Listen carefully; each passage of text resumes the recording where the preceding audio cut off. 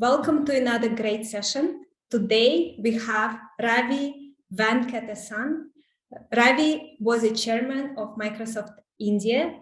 He serves on the board of Rockefeller Foundation and Hitachi, and he is the founder for the Global Alliance for Mass Entrepreneurship.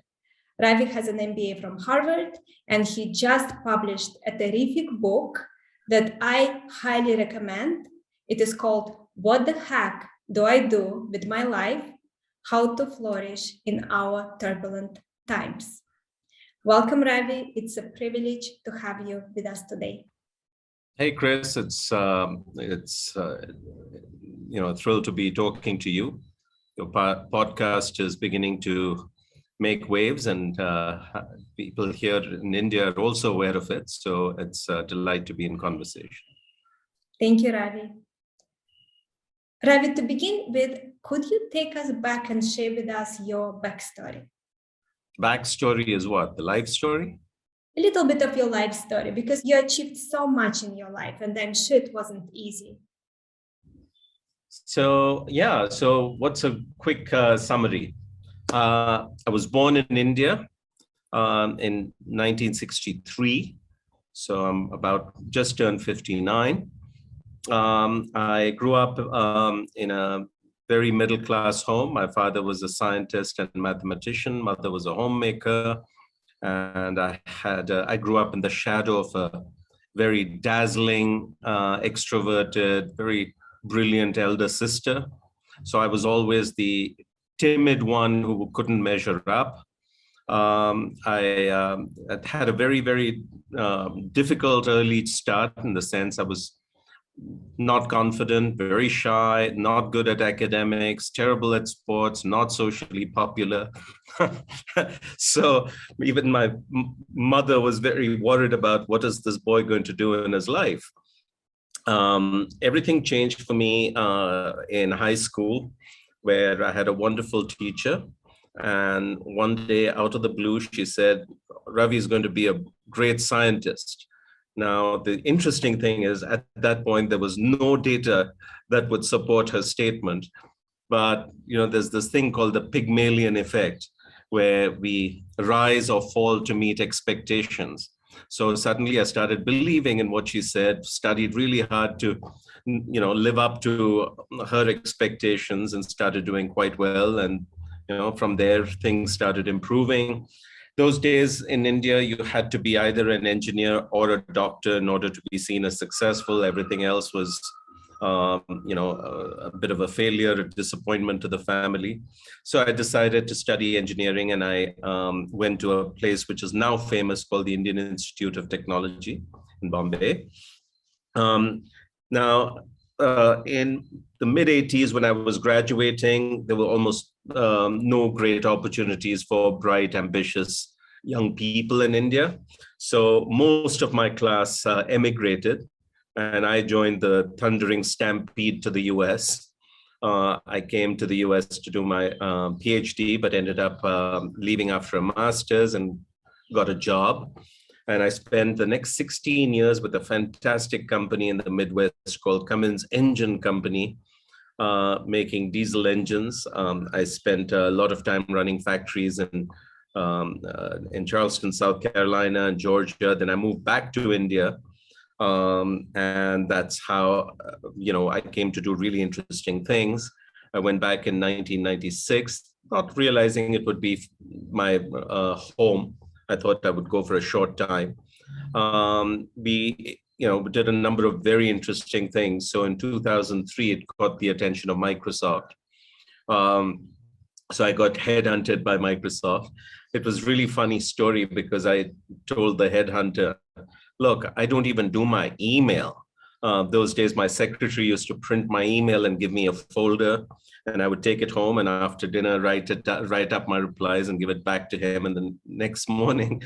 But he said, don't be an ass. How often do you go get to meet Bill Gates? So just get on a plane. If you don't want to do it later, that's fine. So that's how I got to interview with Microsoft and meet Bill. And I decided, in those days, Microsoft was about as radioactive a company as Facebook is today. So ignoring all the advice of friends, mentors, and family, I joined. And, I spent 8 fabulous years there. We built Microsoft up to India up to the second largest geography for Microsoft after the US. And then in 2011, I got bored. I decided I wanted to do something very different, but I didn't know what to do. The only thing I was very clear about, Chris, is that I don't want to be an employee again. I don't want to be on that treadmill with somebody else controlling the speed. Life's too short to be a hamster. So I decided, okay, too bad I have to give up a great title and good money and everything else, but let me go out and try different things. So over the last 10 years, I've tried many, many experiments to gradually arrive at, what I do today. Some of the experiments were in the social sector, and I grew more and more interested in trying to solve societal problems. And I started out with an organization called Social Venture Partners, which I started, which is very successful in India. We bring together successful people through philanthropy. That led to forming GEAPP, which you talked about in introducing me. We're trying to trigger a massive entrepreneurial movement across India, not just tech startups, but every kind of startup, not just in the big cities, but tiny towns, and so forth. That got the attention of UNICEF. They said, can you join us and help take this global? So I'm also the UNICEF Special Representative for Youth. And I work with young people in 20, 25 countries now. And so more and more of my time goes there. And of course, I love business, so I continue to be engaged with business. But these days, it's quite small. I just serve on the board of Hitachi in Japan, which is a fabulously interesting company. Over the decade, I've got very interested in writing. My first book was more about how do you succeed in India as a global company. That did very well. But then these days, I'm more and more interested in simply helping people figure out their life, reach more of their potential. So this is the new book. And we can talk about the dinosaur on the front. You haven't seen the book, right? You've read only the electronic version, the PDF version. Yes, but I have seen the cover. I love it. Okay. Yeah. So these days I write much more about things like personal leadership and how to navigate the chaos and how to be successful and what does success even mean, those sorts of things. And I'll give lots of talks about it. Anyway, here's a long-winded answer to your simple question. I love that. What your teacher did for you is so incredible and so important. I had a similar story in my life when I immigrated from Russia to South Africa. I realized that my degree from Russia was not recognized in the West. It couldn't be found even in databases. So I had to go back and study again, but my English was really bad at the time. And I remember I was so afraid that I'm going to fail. And somebody told me, you're not only going to succeed, you're going to graduate with straight A's. You're going to get all straight A's. And when I go and did my first semester, I got straight A's, even though it was almost impossible to achieve. And I think that it is this one person believing in you that makes such a big difference. And I would ask our viewers and listeners, if you can be that person for someone else this week, please do that, because it can change someone's life. And it can be part of your legacy, because they will go on and do bigger things, and they will be in a position to contribute at a much higher level. And that is part of your legacy as well. That's a great point. One of the things in this book is I begin with a dedication. And the opening quote is from, the statement by the psychologist Carol Dweck. She's very famous nowadays for this growth mindset. Mm-hmm. But in her book, she says, a person's true potential is unknown and unknowable. It is impossible to foresee what can be accomplished with years of passion, toil, and training. And so, when I look at my life, that is certainly true. And when I hear your story, Chris, it's the same thing. It is impossible to foresee what anyone can achieve. So to your listeners, I say, not only show faith and belief in someone else and other people, but most of all, believe in yourself and your own ability to do extraordinary things. 100%. And I think what your teacher did for you and what my friend did for me, they helped us shift our identity. And you can never achieve more than what you believe you can, in my experience. Well, thank you for saying that, because the opening of chapter 2 says, what you believe is what you achieve. And that's an old statement by Bill Gates. And there's another even older statement by Henry Ford, who says, whether you believe you can or whether you believe you cannot, you're right. So our self-belief just profoundly shapes whatever happens in our life, what we achieve, how we manifest, whether we are capable of being happy or not. All these things are determined exactly by that belief. Very true. And that one statement that your teacher told you and one statement that I received, it was this trigger that resulted in chain of events that continued for decades. Yes. And even if you don't have someone in your life, and I'm speaking to our viewers and listeners, who can be that trigger for you, you can be that trigger for yourself. And very interestingly, there's something magical when you start encouraging others. Their energy comes back to you and you feel encouraged yourself. Okay. So there's a fair degree of self-interest in trying to encourage other people. It says, right, there's an old statement that says that a little bit of fragrance clings to the hand that gives the rose. Yes. Which is quite a nice metaphor on Valentine's Day. Yes, very true.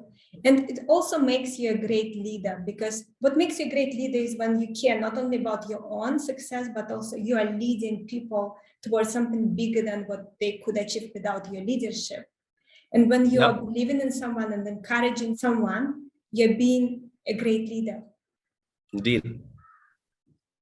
Ravi, in your book, you mentioned the old ideas about work, success, lifestyle no longer work, and they have not worked for a long time. But it took a pandemic to help us see this. In your experience, what do you think works now? Look, for a very long time, certainly most of the last century, there was a belief that education, particularly higher education, was a ticket to success. And so, if you worked reasonably hard, got a reasonable education, then there would be a job. And again, if you worked reasonably hard, you would rise and good things would happen. And, certainly my generation and the previous generations certainly benefited from that. But one of the things that I noticed is for the last couple of decades, this is breaking down. This escalator is no longer as smooth or guaranteed. So many things are changing, Chris. One is the education system in most countries is becoming less and less relevant. Okay, it's designed for a world that no longer exists, a stable world where information was scarce. So, for instance, when information is scarce, it is important to memorize as many facts as you can.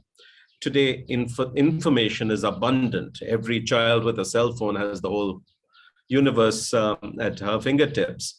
So that's no longer important. What is important is very different skills like creativity and problem solving, working with others, which are called 21st century skills. Those are not taught in schools and colleges.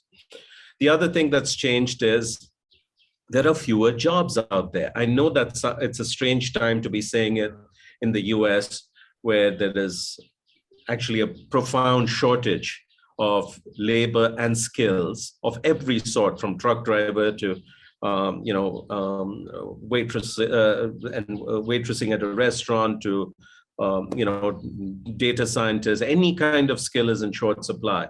But I think that's somewhat temporary.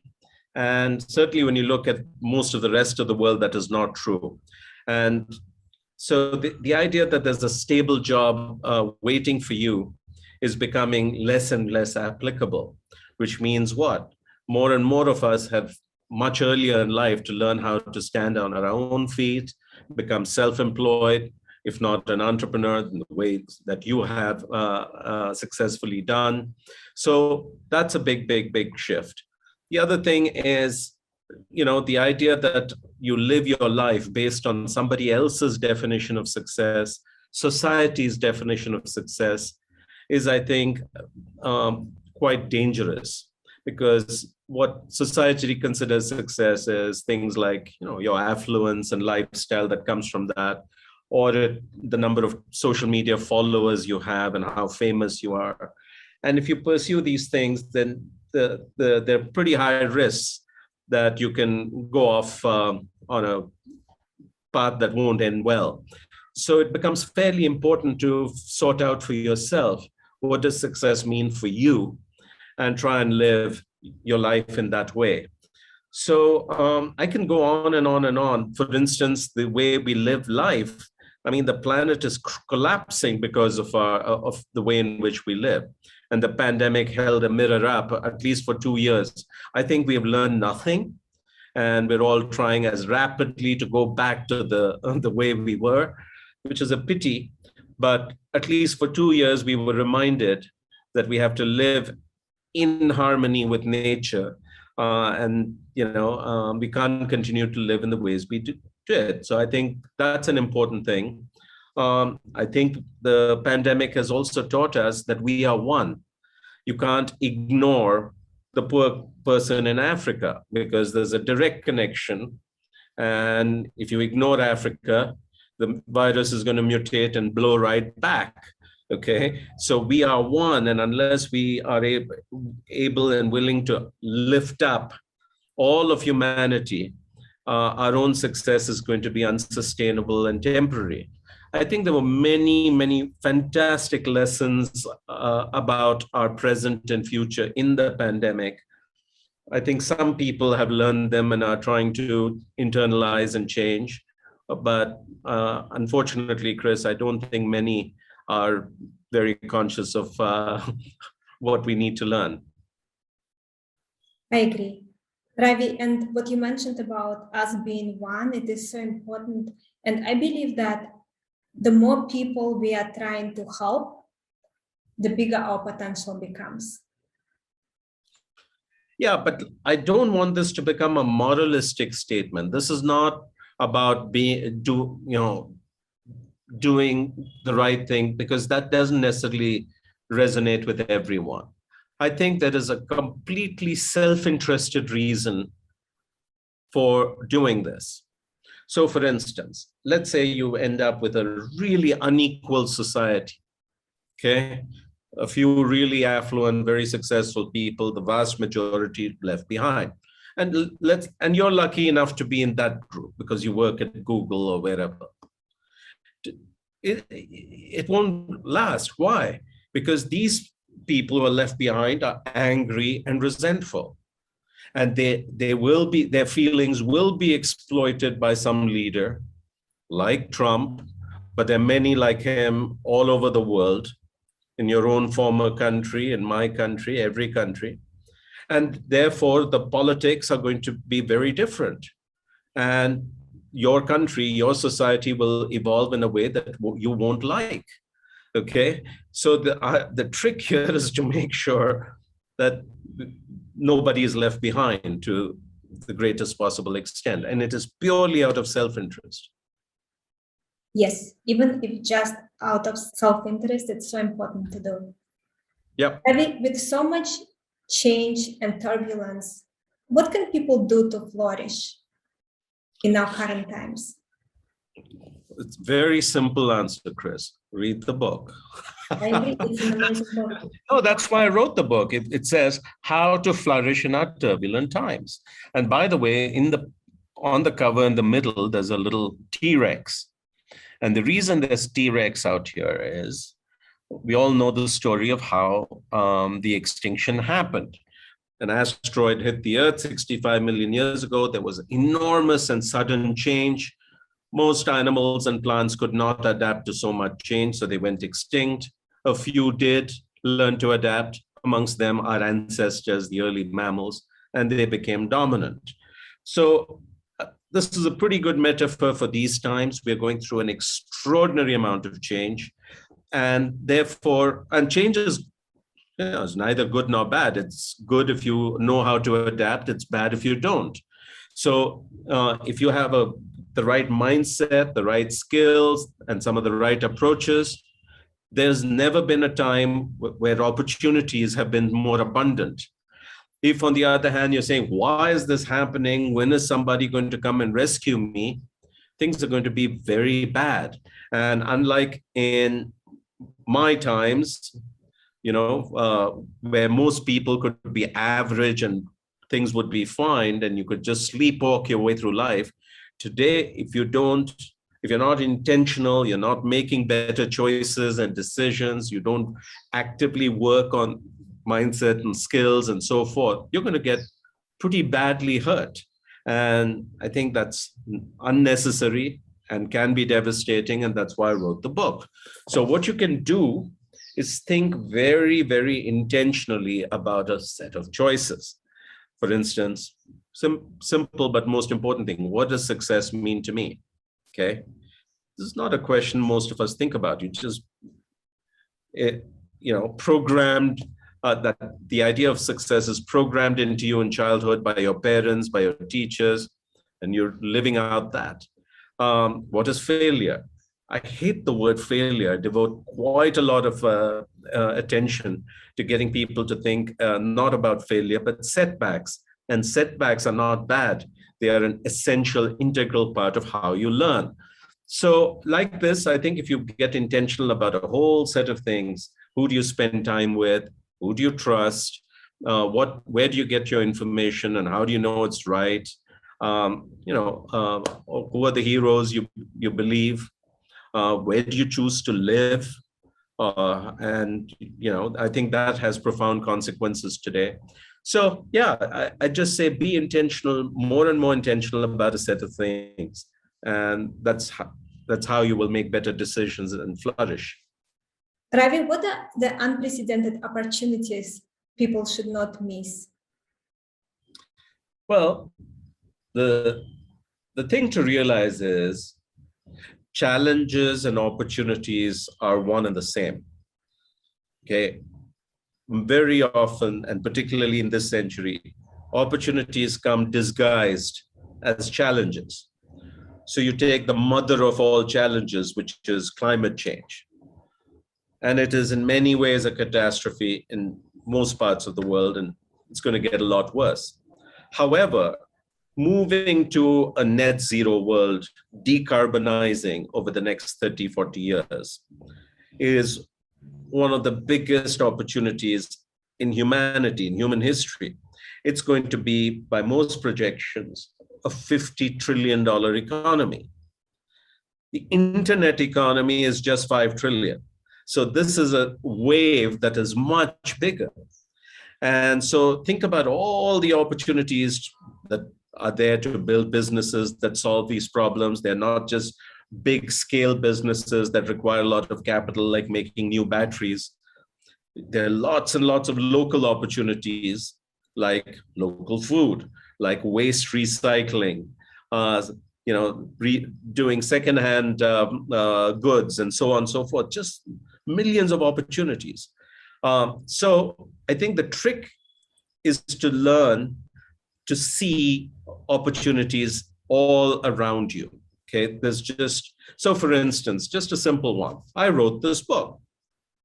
If I were at a stage in my life, let's say your stage, I'd start building a business around this. Okay, you start creating content, you start giving talks, you start creating courses, programs, or online, offline, charging for it. I can build as big a business as I choose to by just going after this. It's not what motivates me right now. That's a different matter. But the point is today, there are just boundless number of issues.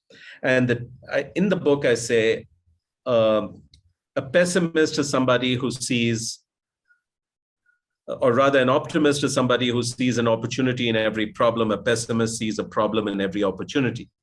And so the trick is to train yourself to see, notice, and act on these opportunities. They're everywhere.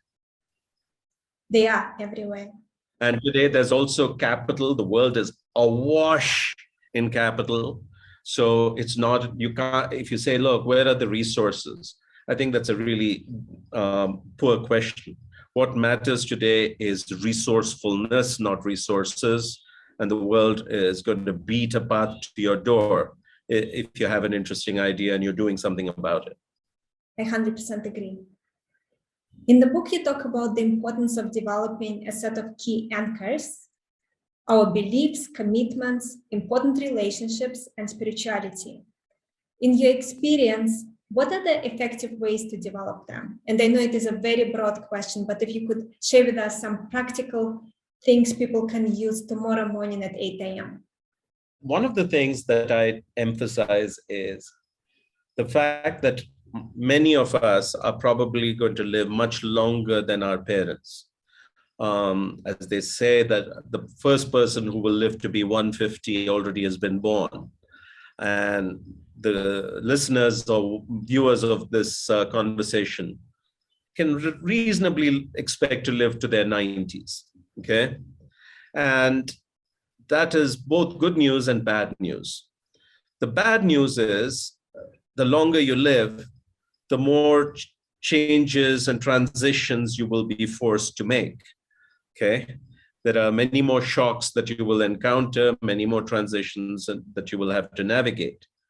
And the most important thing to prepare yourself to navigate these changes is what are called intangible assets. We all tend to pay attention, or many of us pay attention to our tangible assets, which is our money, the way we invest, buying a home, creating a nest egg, and that's very important. But Chris, the intangible assets are even more important. And those are things like your close family and friends, okay? Your network, your reputation, your skills and expertise, your beliefs, your spirituality, all these things. Why they're important is two reasons. One is when you have a shock, these are the things that cushion you and help you stand up again. Otherwise, you get crushed. So imagine you just lose your job, or you lose a loved one, or your whole family gets wiped out, or you're in an accident and you lose a critical ability. It's just devastating. But these assets, if you've cultivated them, family, friends, faith, spirituality, they help you get up. The second thing is they help you find your next gig, your next, they help you get through the transition to whatever is to be next. So all I encourage in this book is don't just pay attention to those, the tangible assets. The intangible assets in the long run are more important. If you look at all the extraordinarily different things I've done over the years, and that too in different continents, private sector, government, social sector, the reason I'm able to make these transitions is because I paid attention to these intangible assets. How do you cultivate them? Again, by paying attention. There is this whole idea of the attention economy. And these days, we're all so distracted. We're so distracted by social media and the cell phone, and everything is sucking up our attention. And therefore, we're unable to pay attention to what is worth paying attention to, which is these things. The more you pay attention to what's important, naturally, those things will flower. So I don't think this is magic. You just start spending more time thinking about these issues, and it comes naturally. Ravi, and you mentioned before mindset as one of the key elements to pay attention to, and I 100% agree. I always tell my clients that mindset, purpose, their why, those are key elements that are basically 80% of success. Yes. And I was wondering, when in your journey you started paying attention to your mindset, and what were some effective ways that helped you adjust your mindset? Well, I don't think I got very conscious about the fact that everything happens in our mind till a few years ago. But much earlier, I began to realize that the answer to many of my difficulties, the solution to many of my difficulties lay within me. And for instance, in the book, I relate some very funny examples. So I talk about the fact that when I first time became a manager, till then I'd been an individual contributor and engineer. And then suddenly at the age of 24, I had to manage a team, that to a team of unionized workers in an American factory. And I was a very ineffective, demotivating manager. And on Sunday nights, I would literally be in tears thinking about going to work on Monday. I didn't want to. And so did those guys. They were also unhappy about coming to work. And then one day I realized we can't continue like this.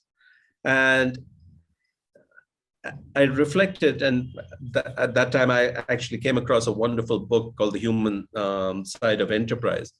But I began to realize that much of my ineffectiveness as a manager was because I had a negative view of people. I thought most people didn't want to work. They wanted to escape. They would come up with excuses, and therefore they need to be micromanaged, followed up, chased, etc. I would actually chase some of our machine operators out of the men's toilet because that's where they'd be hiding. And then I realized that's maybe true for some small percentage, but the vast majority aren't like that. So by changing my belief, I began to change how I managed and led. And about a year later, I went off to Harvard Business School. And then when I was applying, I had to get a reference letter. And I didn't go to the CEO of the company. I went to the union leader of our factory, and he wrote the most glowing letter. And that's what got me into business school, because how often do you get a union leader saying this kid is a good kid? Very rare. So that was a conscious attempt to look inside me and say, how am I contributing to the problem? Much later, I realized I was a fairly negative person. Okay, I always would see the glass half empty. I would see your performance as, yeah, sure, Chris, you did okay, but look at all the things you didn't do. And that's not very motivating or inspiring. And so I said, if I want to get more from our people, I have to change into much more of an optimist who's able to see the positive in people and positive in situations. So I worked on myself for 4 or 5 years and became much more optimistic. So later, it's only in the last few years I've realized how everything is like this, how everything begins with our beliefs, our values, the stories we have about ourselves, about each other, about the world. And therefore, as the teacher Wayne Dyer used to say, when you change the way you see things, the things you see change. So it's so important to go back and look at your mindset. And I also write that a mindset is like software. It's reprogrammable. You can rewrite the code and your reality will change. Ravi, and what were some effective ways that you found to reprogram your software? I think the most important thing is to become aware that there is a situation here. It's not to your liking. And sure, you can remove yourself from it, but if you need to stay engaged, then the solution lies within you. Okay? So once you realize that, you can begin to unpack your assumptions and stories and so forth. So for instance, can I tell another story? Please. So I had a very controlling mother. She was a wonderful person who loved me to bits, but she had a very clear idea of what I should do to be happy. And later in her life, she became ill, so she came to live with me, and it was quite difficult. And we had a tough relationship, where we made each other unhappy. One of the ways I found out of this was I realized that I was very judgmental. I was constantly judging her, wanting her to change and improve, and she was already quite old. And she is who she is. She's unlikely to change. So moving from judgment to acceptance just magically changed our relationship. She no longer felt judged, and therefore she became a kinder, gentler person towards everyone, including me and everyone else. And we had the best last 2 years of her life. I give this as a small personal example. It's not in the workplace. It's not about leadership. It's about human relations. So when you have a difficult relationship with another person, all you can do is go back and change yourself. Okay? And the chances are the relationship will change, the way the other person engages will change also. So this is how I practice. You are always half of the relationship between two people. And another important element is that you can never influence someone if you're judging them. It's very hard. You may think you're very talented, but it's very hard. Yeah, you can influence them, but not in the ways you want. Yes. You are influencing them, but yes, in exactly the opposite ways. They go off to do exactly the opposite. Yes. So the first step is stop judging. Put yourself in their shoes. You don't know what they went through. You never walked through their lifetime. Because you don't have any idea of what is reality. What you have is a story about them. Okay, that's all you have. You made up a story about them based on their behavior. Okay, and it may or may not be true at all. And this is why, Mahatma Gandhi said many important things, but one of the most important things is be the change you wish to see in the world.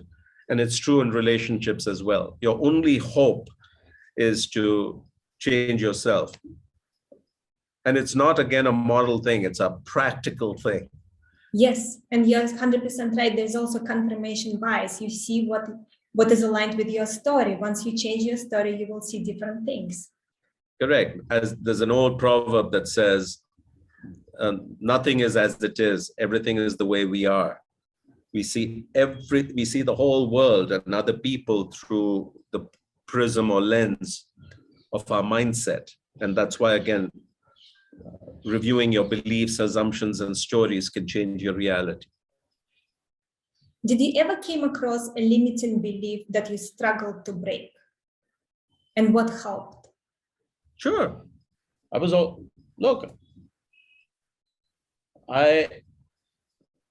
always afraid to go out on my own because I wasn't sure I would be successful. I was very, very hooked on recognition, admiration of society, all that. And so I stayed frozen because I was a big wheel in a big company. I was important. And that was a limiting belief. And it kept me stuck and doing something I was no longer enjoying for too long. And one of the things I realized about fear, any fear of failure, fear of being laughed at, fear of being punished, is it's mostly in the mind. Okay? And the only way you can overcome your fear is by confronting it. As Sheryl Sandberg says, you lean into your fears. And when you lean into your fears, what you realize it doesn't even exist. I made it up.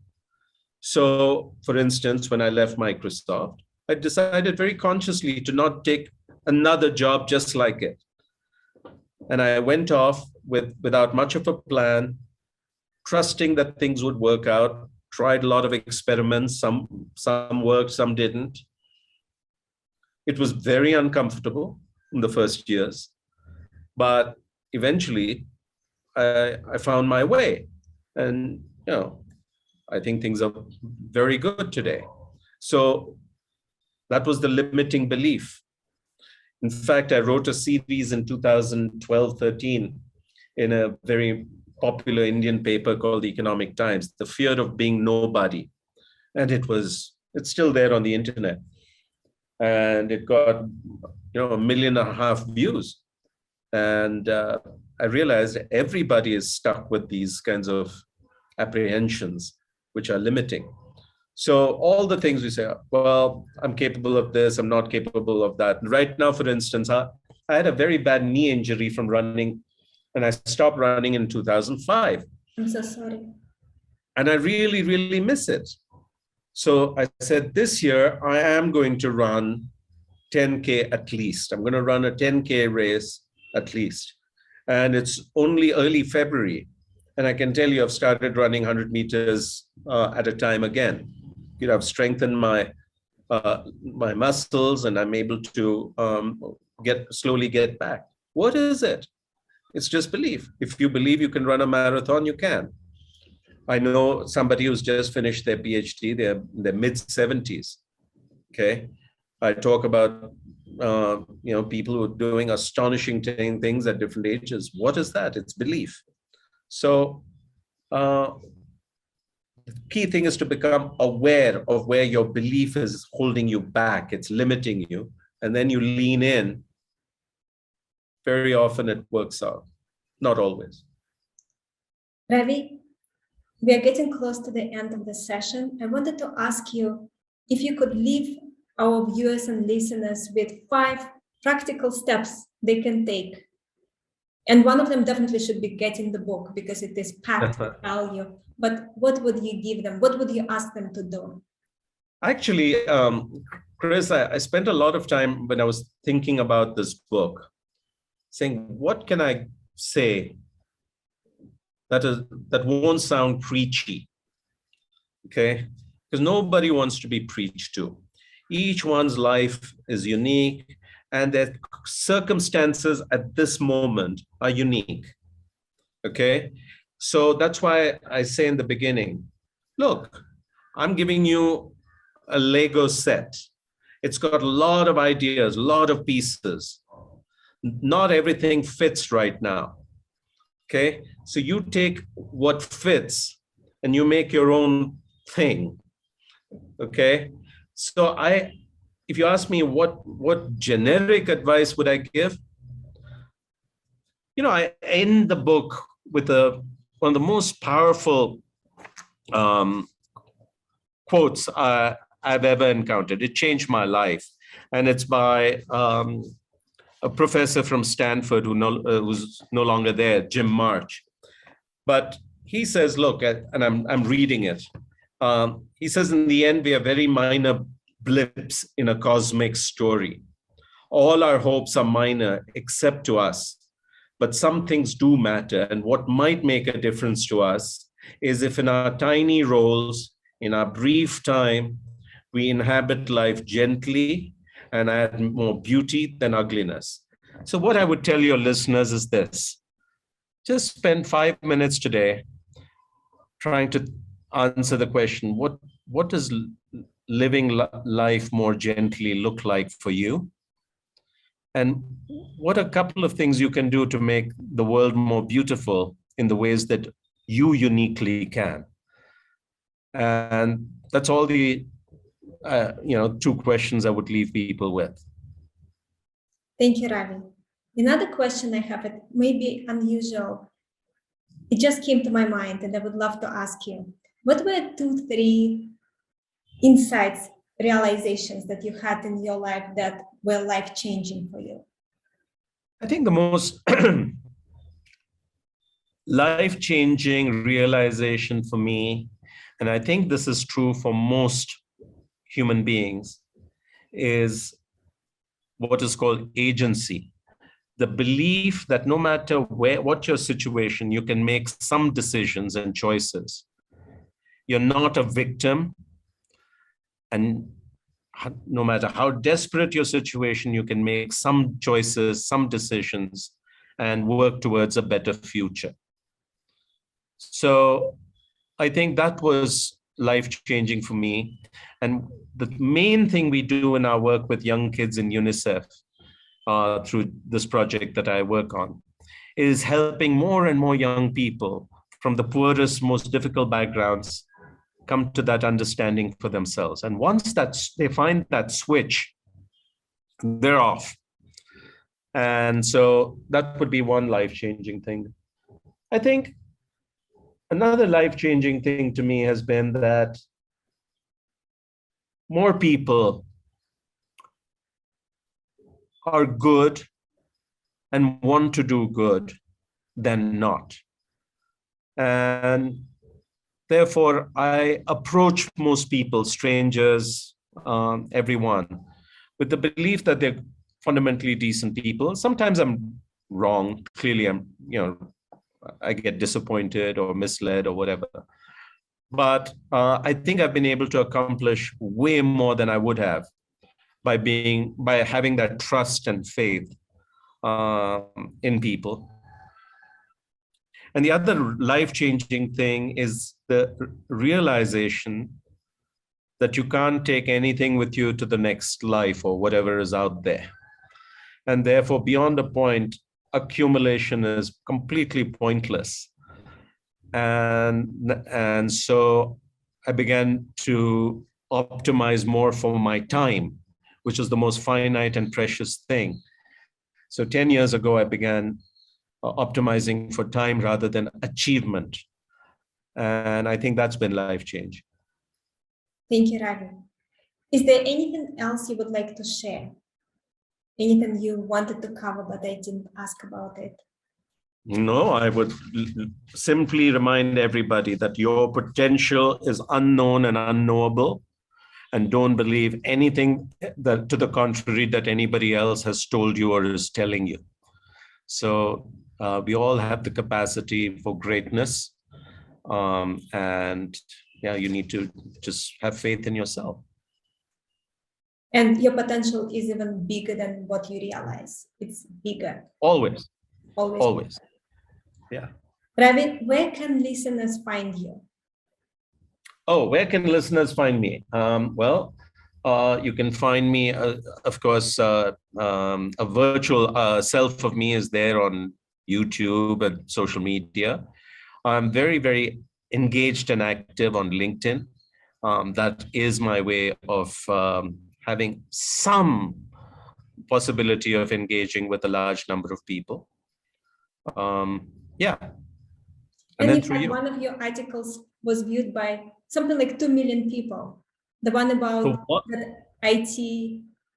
Yeah, that one, I think it's crossed 2.6 million. Amazing.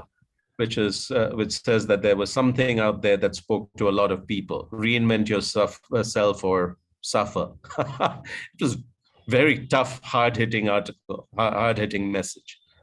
And it was the genesis of what became this book. You're a very gifted writer. I love reading the book. You have such a beautiful way with words and titles. I think that's kind of you to say.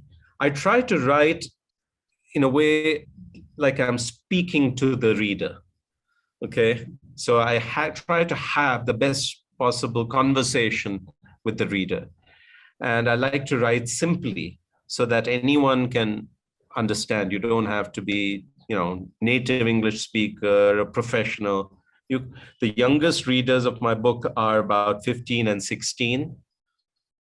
And and the oldest are in their 80s, and they of all professions or non-professions. And yeah, so I like to make things simple. And I think that's the key to good writing. Just be simple and authentic and put yourself out there. I 100% agree. Just speak to one person. Speak to somebody who needs your message. And it goes for speaking, it goes for writing. Indeed. So thank you, Chris. It's been fabulous being in conversation with you. And let's see where this leads. But I hope some people find it useful. Thank you, Ravi. Thanks everyone again for tuning in. Our guest today again has been Ravi Venkatesan. Make sure to check out Ravi's terrific book. It's really worthwhile to read. So don't wait, get it today while it is available. You never know. It is called What the Heck Do I Do with My Life? How to Flourish in Our Turbulent Times. And I'll see you all next time.